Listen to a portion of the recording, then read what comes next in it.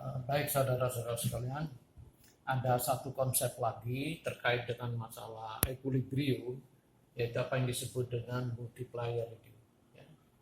Nah, multiplier ini dirumuskan, diberi lambang K, ini hanya lambang, itu sama dengan delta Y per delta I.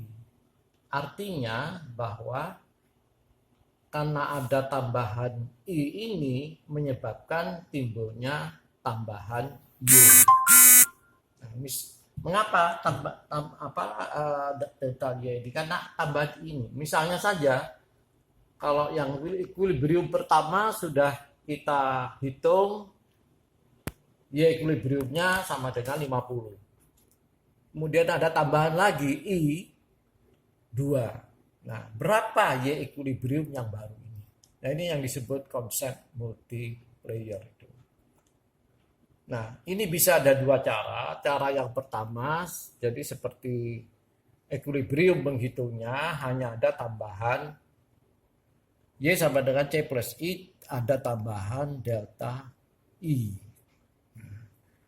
Delta I itu 2. Sehingga ini C plus I 10 plus 0,70 Y plus 5. Ada delta I 2. Nah, sehingga 17 ditambah 0,70 Y.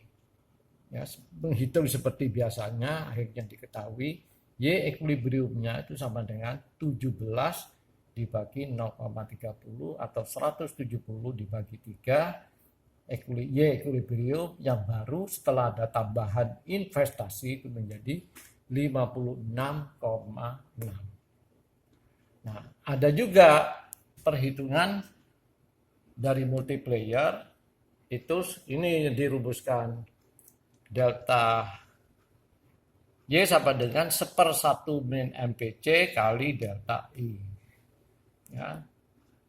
Jadi delta Y itu sama dengan 1/0,70 Y ya kali 2, atau dihitung akhirnya sama. Delta Y-nya itu sama dengan 6,6, sehingga Y yang baru yaitu Y2 setelah ada tambahan investasi 2 maka sama dengan Y1 plus delta Y. Y1 50. Kemudian ada tambahan investasi 2, itu ternyata bertambah 6,6, sehingga Y2 sama dengan 56,6. Jadi ini sama. Hanya yang membedakan adalah multiplier ini. Istilahnya multiplier karena adanya tambahan I. Ada tambahan I akan menyebabkan Y-nya juga bertambah. Nah, berapa tambahan Y-nya akibat adanya tambahan I? Apabila tambahan I-nya itu 2, ternyata tambahan Y-nya itu 6,6. Sehingga Y equilibrium yang baru yaitu Y2 setelah ada tambahan I itu menjadi 56,6.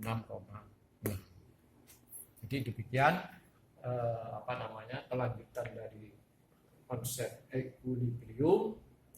Pertama, saya ulangi.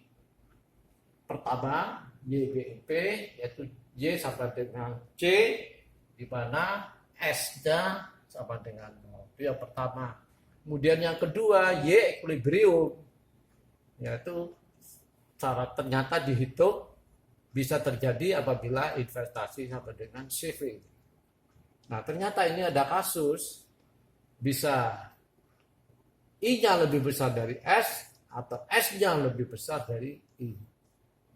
Nah, kita jelaskan tadi dengan perhitungan, ternyata menimbulkan dua gap. Satu inflationary gap dan 2 deflationary gap.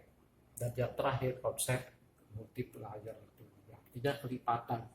Satu gambaran, misalnya kita menjual kayu, yang dijual hanya kayunya, maka itu tidak akan menimbulkan efek ekonomi yang lain, hanya transaksi jual beli antara penjual kayu dan pembeli kayu.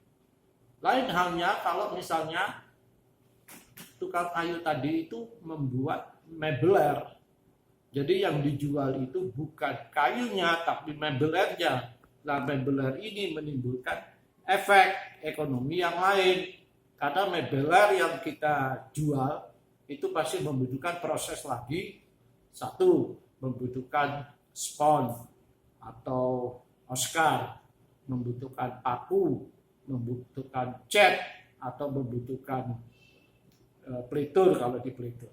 Nah, tetapi dari tambahan kegiatan ekonomi itu jelas akan menaikkan nilai jual dari kayu menjadi kursi. Nah, itu nilai jualnya akan lebih tinggi. Nah, itu yang dinamakan tambahan Y. Ini adanya tambahan investasi menimbulkan tambahan Y, sehingga Y equilibrium yang baru itu akan lebih meningkat. Saya kira demikian untuk konsep Y sama dengan C plus I.